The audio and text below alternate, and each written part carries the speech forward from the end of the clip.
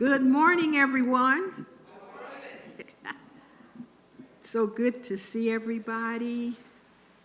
Everybody getting all ready for the holidays. I was downstairs this morning. You know, after prayer on Sundays, we go downstairs and we never know what we're going to have. It's always a blessing and a surprise. And we had turnip greens this morning with cornbread muffins and sweet potato pie and tea cakes and pound cake and coffee. So, yeah, we are prepping our stomachs for Thanksgiving. But I said, Sister Ship is the one that made the greens, the pot of greens. And they said, what are these mixed? And she said, no, they turnips. And I said, because in Mississippi, in the Delta, everybody has a little plot next to their house. To us, it'd be a whole lot. And it's turnips. And when you go visit, they give you a bag of turnips to take home with your turnip green. Sometimes it's no bottoms, just the tops. But also, they're preparing for Thanksgiving boxes, and there are sacks of sweet potatoes. And it, again, reminded me at this time of year, the African American, the sweet potato farmers in the Delta harvest and bring into Jackson a 18-wheeler load of sweet potatoes. And the students at Jackson State fill them, and it looks like never runs out. We all get wonderful sweet potatoes from Mississippi. So I'm being nostalgic today. I miss Mississippi. This is the time of year that I go with my friends for 7 years, almost 7 Thanksgivings. I have had dinner with Dr. and Mrs. Walter Roberts Sr. So I'm going to miss them this year. My daughter's going to have a barbecue turkey. Yeah. Well, we're going to continue with our study. I know we're going slow, but that's what this book is about, and so we can just kind of dig into it. Unhurried life following Jesus' rhythm of work and rest. And we're in chapter 3, and today we are talking about temptation. There are 3 temptations that this author talks about, and we're going to talk about the first temptation. That's grab what you need. That's what he titled this one. And I didn't give scriptures out, but if somebody would write down this scripture, Virginia, you want to write down Luke 3 and verse 22 and Luke 4 verse 1. Emma, you want to write down Luke 4, 3 and 4. So Virginia is Luke 3, 22 and Luke 4, 1. And Emma is Luke 4, 3 and 4. And then Virginia and Emma, when you're ready. Oh, we need a microphone. That. Mm-hmm. George, can you give us another microphone, please? Oh man, that thing slid down. I need one for the audience, please. Thank you. Thank you. Sister Maddie, I was talking about you. Well, I was saying good things about you, about those good greens you had downstairs. those turnips, turnip greens you had downstairs. Yeah, I had some. Hey, Sister Savona. So Sister Virginia is going to read first. She's going to read Luke 3:22 and Luke 4:1.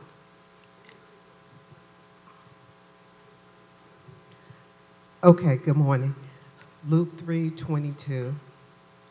And the Holy Spirit descended on him in bodily form like a dove, and a voice came from heaven, "You are my beloved Son."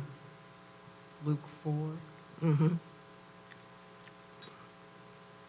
And Jesus, full of the Holy Spirit, returned from the Jordan and was led by the Spirit in the wilderness for 40 days, being tempted by the devil. And he ate nothing during those days, and when they were ended, he was hungry. Thank you. And now, Sister Emma, Luke 4, Luke 3 and 4. 4. Luke Yes, 4, 3 and 4. yes. And the devil said to him, "If you are the Son of God, command this stone to become bread." But Jesus answered him, saying, "It is written, man shall not live by bread alone, but by every word out of God." Amen. Thank you, sisters. So that's what we're going to focus on, those scriptures today. The tempter uses 3 specific schemes to call the Father's care into question and to provoke a rash action from Jesus. In Jesus' response, Jesus can teach us how to resist our enemy's false promises and cling to the truth of his way.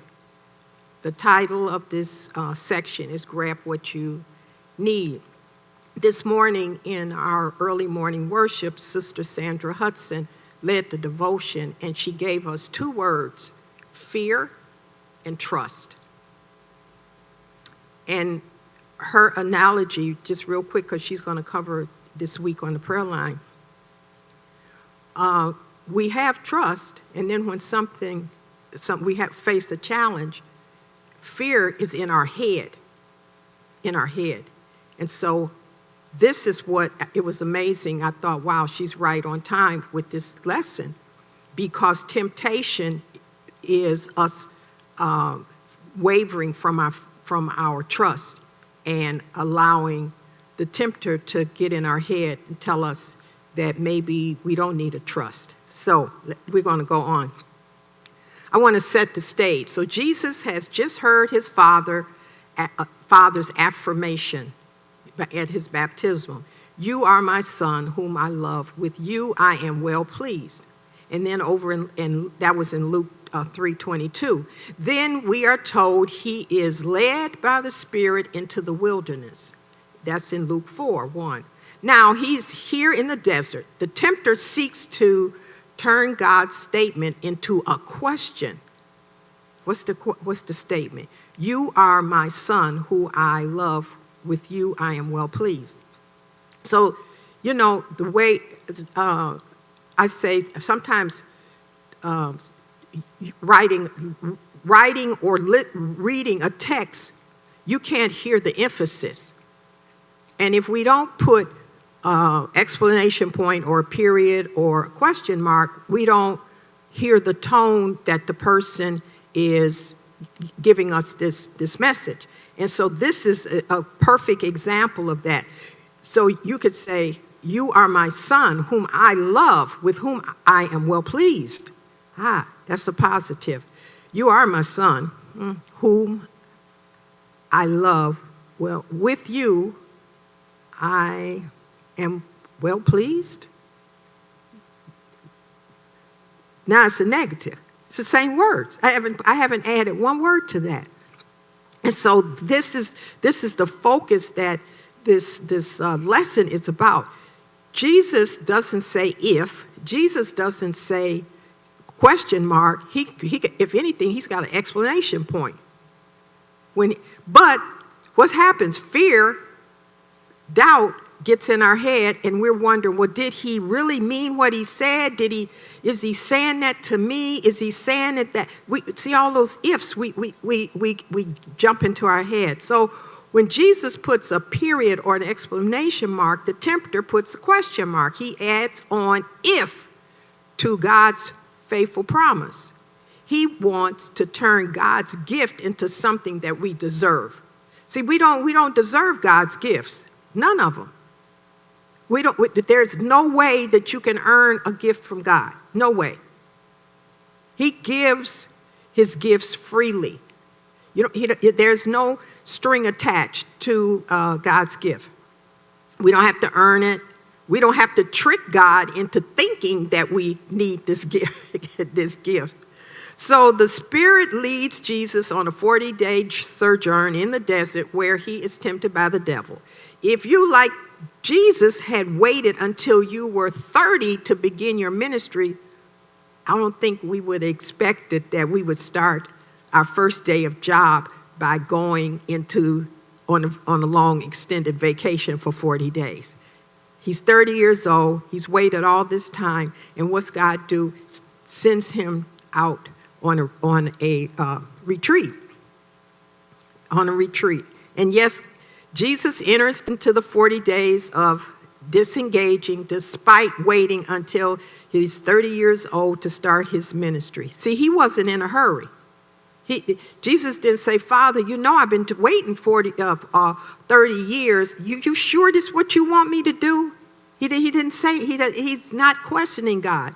He just says, he follows. So we see from Jesus' wilderness experience that he knows how to resist temptation even when he is at his weakest. Remember, he is hungry. Oh, man. Some of us, we can't go 2-3 hours.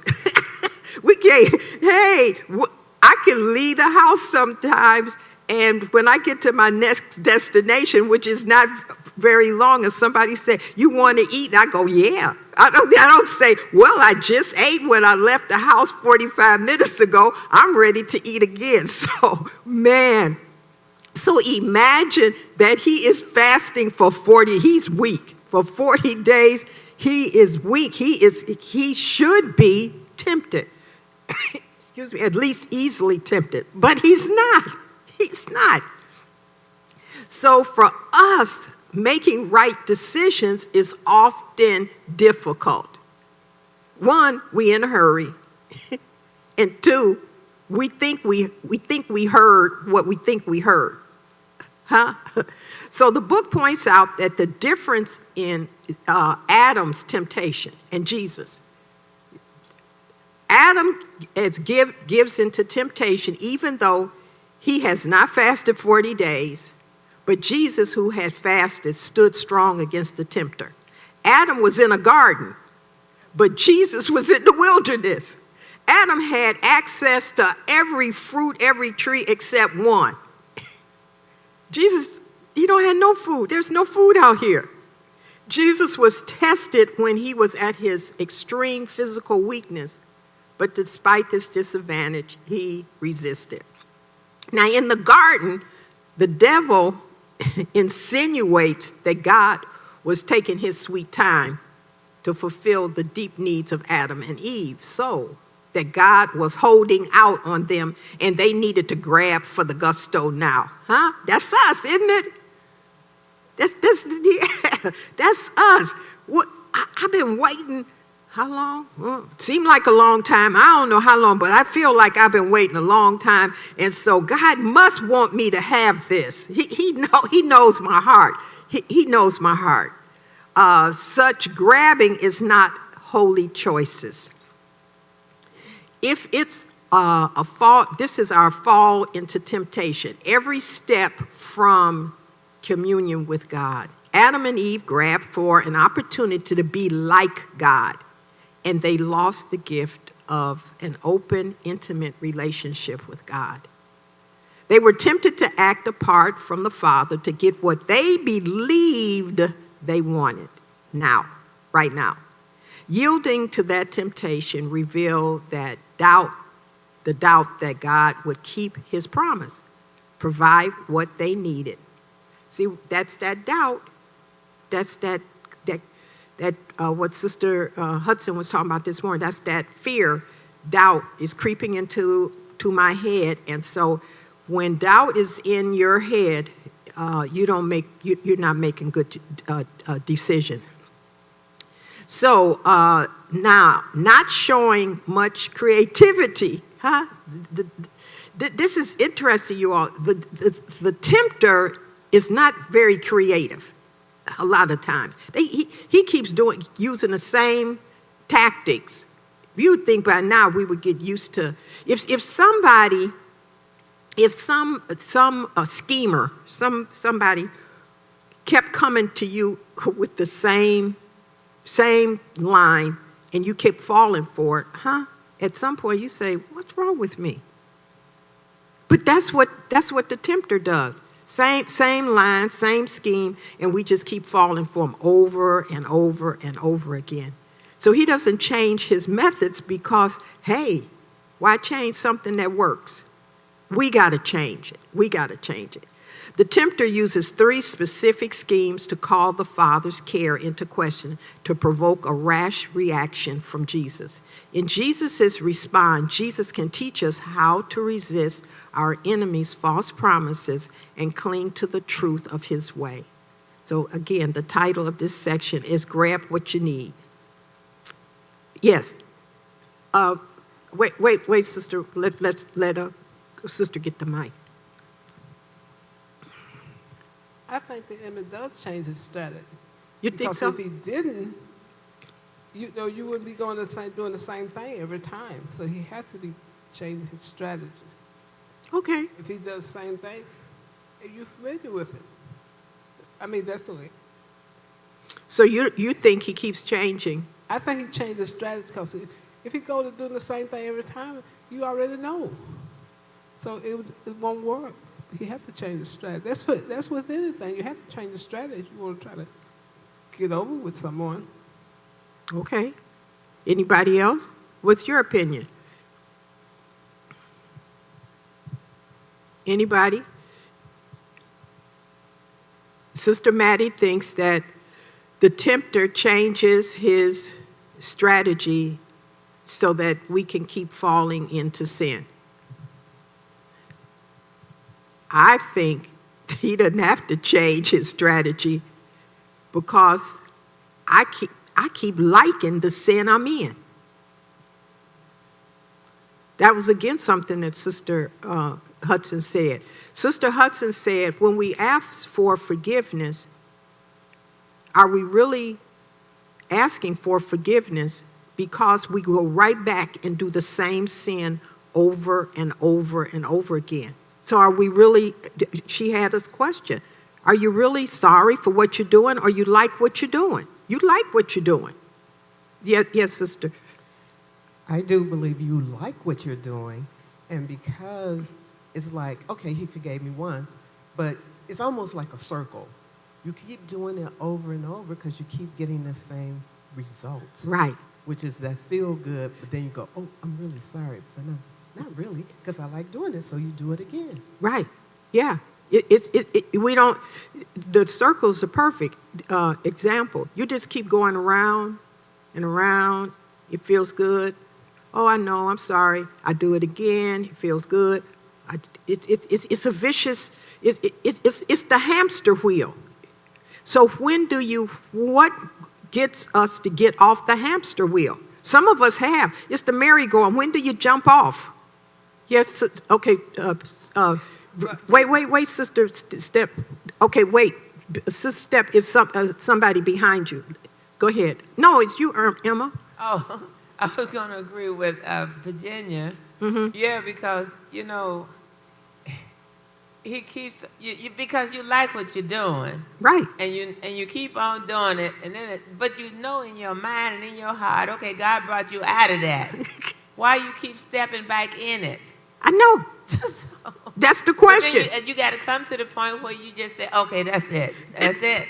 That's it. That's what she's saying. So we keep doing over, and we get the same result. But at some point, you do step off. We hope you step off the circle. You say, hey, this is my off ramp. I'm not getting back into that mess anymore. By that time, you are wore out and you at wit's end, and you finally, it's like the light bulb goes off and you say, Go ahead, Sister Steph. I don't think that you're doing the same thing over and over. The flesh is weak. We are weak. We don't continue to say, I'm going to do this anyway. Our flesh is weak, so we keep sinning. If that be the case, we wouldn't have any problem being sin, because we do one thing, we're not going back to that. We go back to that because we are weak in the flesh. The flesh is weak. I agree. And that's why. I agree 100%. The flesh is weak. Temptation gets us. Yes, it's not that we try to do it. We don't have that kind of strength. The flesh is weak. Okay, It's let like me. Adam and Eve. Yeah. Well, they were, Adam and Eve, right? They wanted to be like Jesus. The tempter said, hey. Sorry. Huh? The devil initiated it. The tempter tempted. Yeah. Yeah. Okay. So I'm going to start at, for you that are following in the book, I'm going to start at 62. And again, grabbing what you need. With each of the temptations, the devil seeks to plant uncertainty into Jesus' heart about his calling and his identity. Now, remember, he waited 30 years. He tells him to go off into the wilderness. And now the devil is trying to say, well, is this really what he wanted you to do? See, he's planting that seed of doubt. The devil likes to say if when God makes solid promises. The evil one seeks to plant doubt and uncertainty when God would have unknown, with God you would have had unknown peace and confidence and being unhurried. The enemy tempts us to rush when we should be waiting. So this is what the book says. So this is the devil. He says, you're hungry, Jesus. Act now and make yourself a meal from these stones. Right now. Remember, he's there 40 days, no food. But hey, you're the Son of God, so you can turn these stones into whatever meal you want. Jesus says, bread isn't everything, and it isn't what I need most. I'll trust my Father to provide what I need most when he is ready to provide it. Listen to the when he is ready to provide it. See, he's not in a hurry. The devil tempts Jesus to make provisions for himself here and now, right now.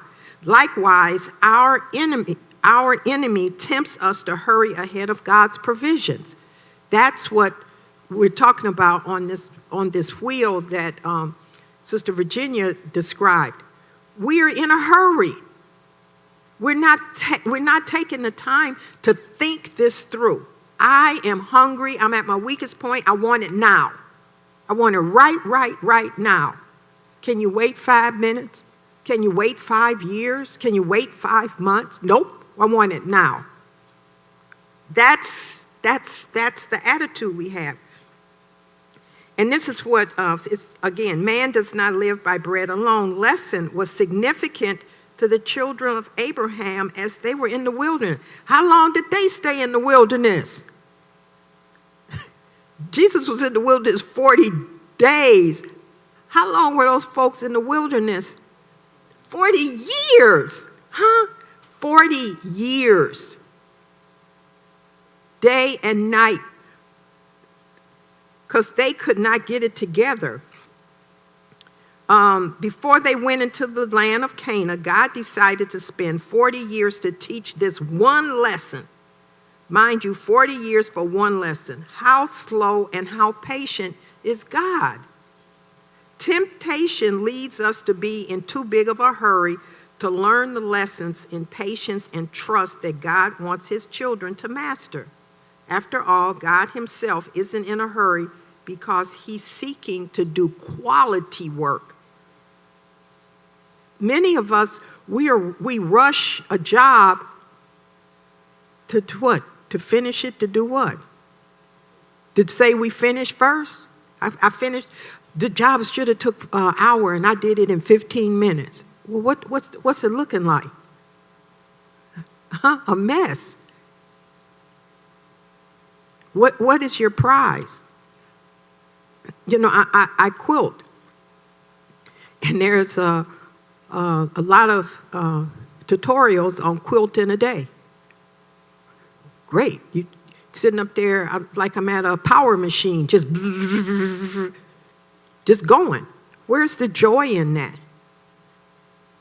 Take your time, match the colors, match up the seams, take a break, or you're just going, and then at the end of the day, my hand is cramped. I got pain across my shoulder to do what? To say I finished it. And then you look at it, and some of the stitching is not correct. Then it's a mess. It's a mess. I think of Sister Cheryl Watkins' sister. So Sister Cheryl said her sister crochets. Okay, her sister crochets. Her sister crochets. When she showed us the work, the beautiful work, pieces of art. The problem is that she took her time with each stitch. I bet she pulled stitches out over and over again to get them just so. And then she shows them to someone, and they say, "Ooh, this is beautiful. Do you sell this?" "Well, sometime I do." "How much is it?" She puts a price on it, and the buyer says, "Oh, it's crocheted." I didn't know it was going to be that much. I don't care what art medium you use, whether it's crocheting, quilting, painting, I don't care what medium you use. The artist that takes their time and puts their heart and their soul, their love into it, it shines. And most people do not appreciate it. And that's what we're doing with our lives. This is what we're talking about with this on the hamster wheel. You can go around and around and around, but do you have the quality of life that God wants to give you? Sister Maddie wants to say, she's got something. Wait, Sister Maddie, let's give us a minute. I don't think they don't appreciate it, just don't understand all the work that it takes to go into quilting. Well, I agree. That's what I'm saying. They don't appreciate They it. don't appreciate it because they don't know what go in it. They think that you just get something put together. That's not true. Right. I mean, I can't crochet, but I know it's not easy when I look at it. Whatever you do, Patient knit, with it. crochet, bake. Yes. Sister Maddie will use your example. You bake. Sister Maddie makes some fantastic, wonderful cakes. I bet you didn't throw that together and have it ready in 15 minutes. Huh? So it doesn't, what'd she say? At 16, she created this recipe, and you're still using it today. It took time. That's my point. You created this recipe at 16. The recipe, the cake is perfection. It melts in your mouth. It's perfection. She's saying, shh, don't tell anybody. Too late. We let the cat out the bag. The cake is marvelous. And we never know when she's going to bring the cake. But when she brings the cake, we are so appreciative of getting a slice of her cake. Sitting down there,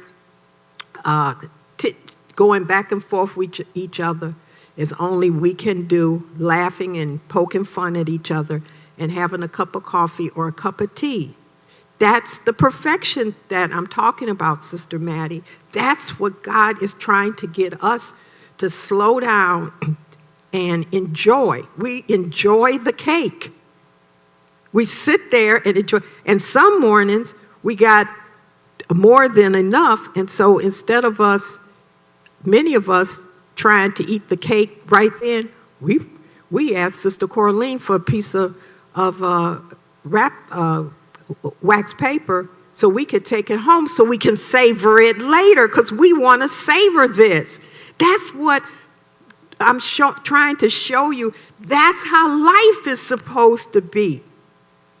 That's how life, we are to savor these moments. Because don't forget, this moment is already gone.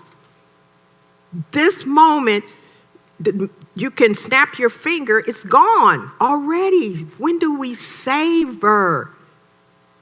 Or do we keep going around in the hamster wheel? That's the question. So let's go on.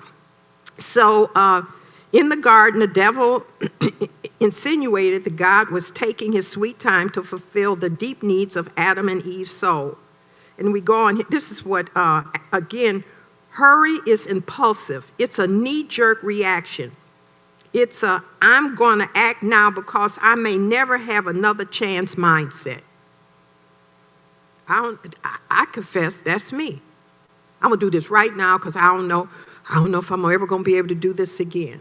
Instead of waiting until the right time, having the right tools, all the right, whatever that right is. Temptation seeks to shrink the time between impulse and action. See, takes 2 hours to bake a cake, and we just go to the store and get the box mix and mix it up and throw it in the oven. In 45 minutes, I got a cake. It's not Sister Maddie's cake, huh? Temptation shortens our time. And it talks about compulsive and addiction living. It allows no time between impulse and action. So what they're saying is an addict doesn't stop. They need whatever the addiction is, there are so many addictions we can't count. But whatever it is, you don't stop to think. I want it now. I want it right now. I don't take a breath. I need it right now. It goes on to say, in contrast, wisdom calls us to be discerning about our impulses and our inclinations. Are they prompted by God's Spirit? That's where yes, sister. Before, when you were talking about our impulsive behavior, about having it right now, I find I don't get the same satisfaction as if I wait because I have it very temporary. And then God shows me or gives me the abundance of what I would have had if I had just waited. That's it. I've been getting back into my walking, and walking helps me think. Okay, go ahead. I was just thinking when Sister Colleen said that sometimes I rush, and immediately I realize I should have waited. Yep. I should have waited. I messed up. It didn't come out the way I wanted it to because I rushed. Go ahead.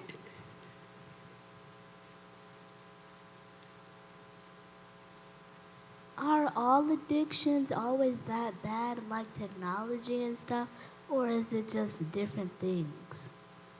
Oh, wow, little sister, that is a powerful, powerful, powerful question. Who wants to answer that? Sister Cheryl, you want to answer her? Yeah. So thank you for asking about technology. And on the way here, I was listening to a radio program on National Public Radio about children and their addictions to video games. As long as it is done in an orderly fashion, that means you give yourself some time, an allotted amount of time, and you can stick to that time, then it's not an addiction. But when you go over that time, when you wake up in the morning and the first thing you do is turn on your computer and you hit Fortnite or, Roblox, whatever, right? and you look up and it's now time for dinner, and you've been sitting in front of the computer playing that long, that's an addiction. But if you set your timer and say, I'm only going to play this game for 15 minutes, and you stop at that 15 minutes, then you're okay. Does that answer your question? Thank you. Thank you. Thank you so much. Thank you for your presence. This is just, your question is just fantastic. I can't think of another word. Thank you, thank you, thank you for your input. And then Sister Griffin after you. And it's not just children. Oh, no. When I was in therapy, instead of being focused on the therapist, people have their headphones on. They got to be told to take it out so they can listen to the instruction for their own health. These are adults doing this. Oh, yeah. And they need to put their phones away, too. Yep, yes, yes. No, I was just going to add to Dr. Watkins, and that is, when you lose control, you are addicted. That's perfect, yeah. So these are some of my rambling thoughts. We are a throwaway society. We prioritize novelty over longevity. When we went to Wisconsin a few weeks ago, there in Cedarburg, which is about an hour or so north of Milwaukee, I went to the Milwaukee Quilt Museum, Quilt and Fiber Museum in Little Town. It's in a gigantic barn. 82-year-old African American had a one-woman show, and everything that she made, if the quilt police had anything to say, she would not have one-woman show, because nothing is straight. She's using leather. She leaves all her strings on because she says string is part of it. I mean, just beautiful expression. But this is what she said, and I wrote it. My quilts protest waste by upcycling fabrics from other projects. It's a way to honor the layers of care that went into the production of items, and a reminder of a time when your ancestor labored from can't see to can't see, to cajoling cotton seeds out of the ground, to picking weevils off until their thorns pricked in their hands and they bled, until the cotton grew and bust open through the fruits to be picked by hand, the hands that bled, the hands that were stuck, the hands that were cut, the hands that labored unpaid. If the cotton could tell the stories it has been through to get to this point. I thought standing there, and I kind of connected what this temptation of, I gotta have it now. Instead of looking around at what we have, I gotta go get something else. And the something else the stuff that we have just keeps growing and growing and growing, that I don't care what neighborhood you go through, there are now storage facilities to hold our stuff. And I'm sure many of us pay a monthly fee that's automatically comes out, and you don't even think about the money, the $50, the $75, whatever the amount is. It gets on your credit card or on your debit card, and you don't even know what's in there in a year. Your stuff, and you buying more stuff. Yes. I just wanted to comment on that throwaway society.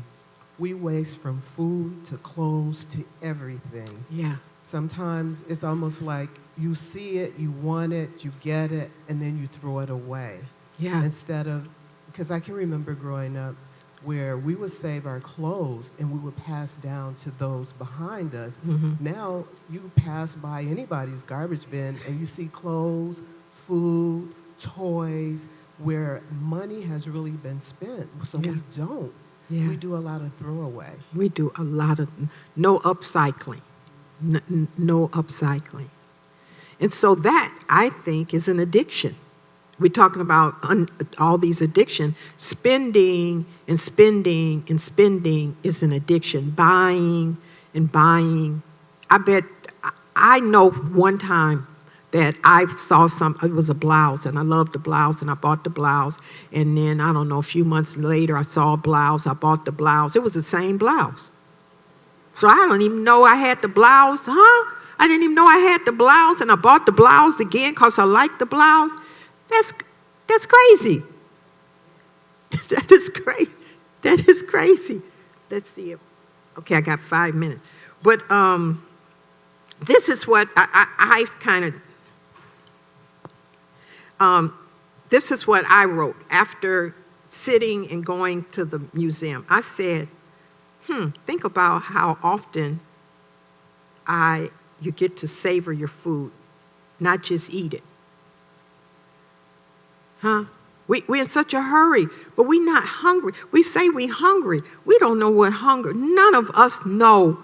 I don't know in your earlier life. So I'm talking about the current life. None of us are hungry. We could probably go for a day or two without eating.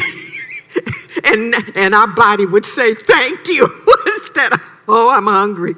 But when's the last time you savored your food? You tasted the spices and the combination of, when's the last time we savor, not just eat the food? How often do I listen? Do I hear the emotion behind the words of someone speaking to me?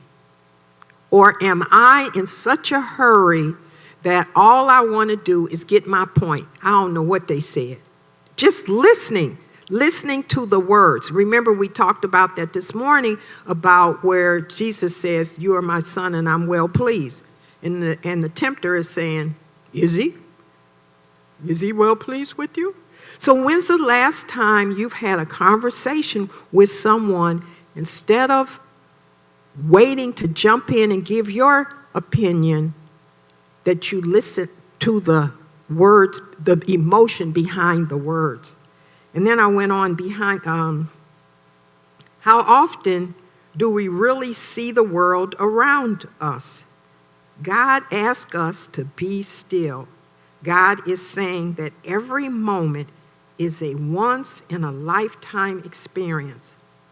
Even the most ordinary ones supply our healing, our feeling, our needing.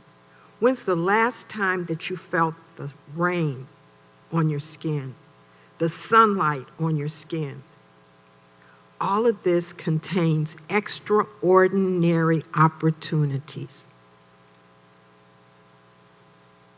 Just going to that quilt show and just walking and being still at the gathering got me to be able to just sit and write and just ponder. Pastor Griffin has asked us to rest and reflect and reimagine. Are you resting? Are you reflecting? Are you reimagining your life? Are you reimagining the ministry that you're working in? It's time for us to do that. And I'm out of time. Anybody got any questions, comments? Okay, wait. Sister Corleen, wait. She sees you.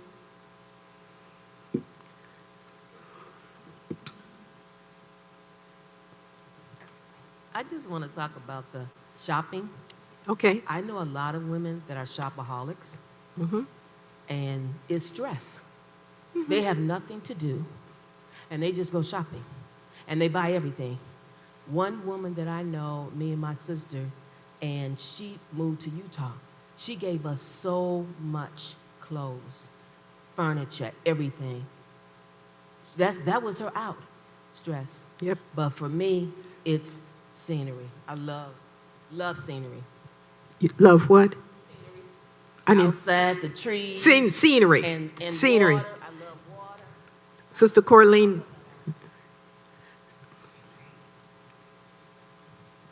You got to come back to, please bring, are these your daughters or granddaughters?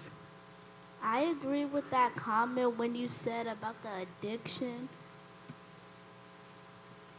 Say it again. I agree with the comment that you said about addiction. I feel like addiction, the definition of addiction is when you're doing something you love several times and you're losing control and you just want to do it on a daily basis. Thank you. Thank you. I'm telling you, y'all, you are a breath of fresh air. You are a cool drink on a summer day. Please bring them back. Please bring them back. What say there? You all introduce yourselves. Corleen.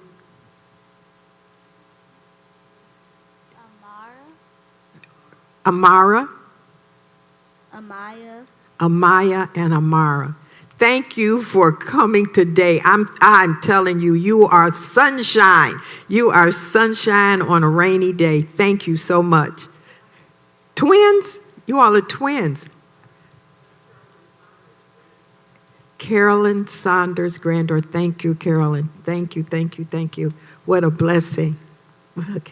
Okay, now we're off, and I just want to remind you, on Wednesday, Pastor Griffin's class will not be this Wednesday, and on December 17th, we are going to have Pastor Griffin's Wednesday Bible class Christmas party.